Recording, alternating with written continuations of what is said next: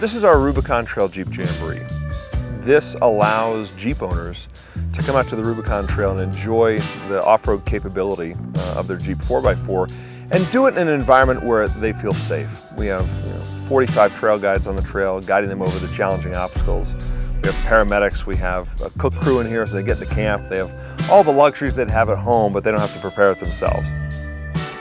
The Rubicon's a hard trail. The first 7.5 miles takes the group about anywhere from 8 to 10 hours. But this event is to really showcase the off-road capability of their vehicle and to show them what they're capable of as an individual and what they can conquer. So it's really building themselves up and saying, I'm capable of this. I know my Jeep is, but it's really testing their own abilities. We have a wide variety of people out that come to join us on the Jamboree, and that's the great thing about our event. It's really family oriented. You have retired folks in here, you have school teachers, lawyers, you have mechanics.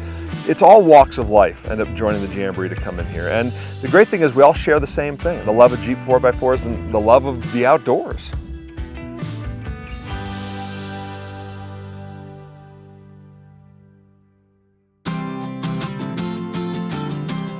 The Rubicon Trail is this iconic trail that takes you through some of the most beautiful mountains, the Sierra Nevada mountains. It's outside of Georgetown to Lake Tahoe.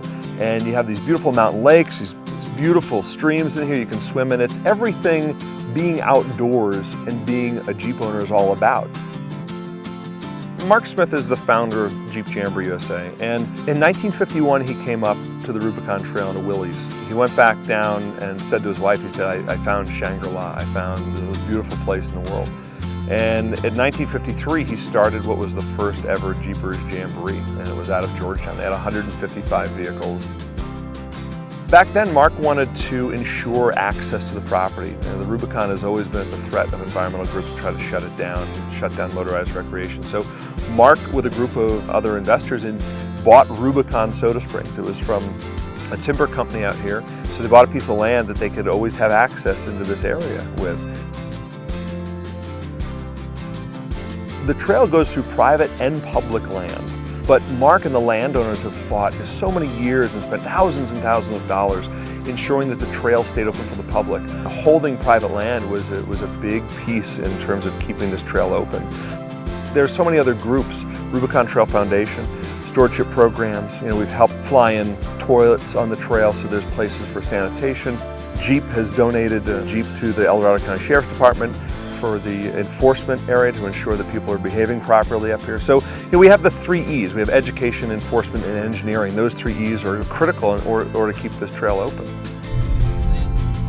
I've never been able to make it out to the Rubicon, and it worked out with the Jeep Jamboree guys that we were able to fly out of here, get a Jeep Jamboree Jeep and go wheeling.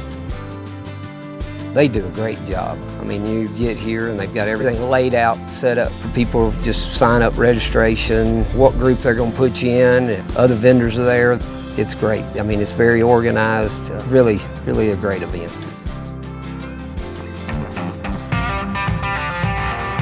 One of the things that is impressive to me is typically when you go off-roading, it's okay, you have a couple of obstacles and then you go wheeling for a little while.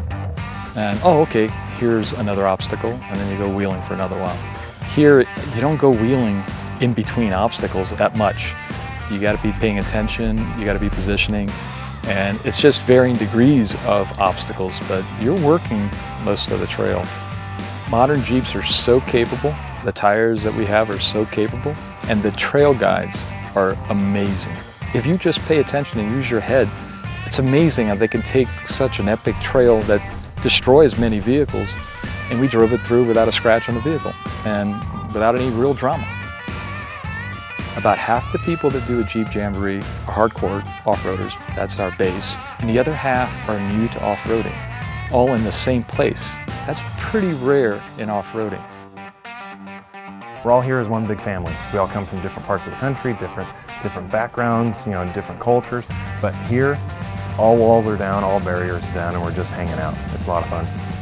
The hardest thing about the Rubicon Trail is that you don't ever get a break. It's just relentless. It's obstacle after obstacle after obstacle. I've done a lot of other trails, and you get a breather in between.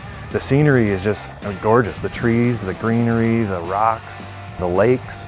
It's untouched terrain other than the few campers that can make it up here and enjoy it for a weekend or a week at a time. When people come to our Jeep Jamboree trip on the Rubicon Trail, people can expect to be taken care of. We have a huge camp staff in here cooking all the meals. We have helicopter support to fly in parts or pieces.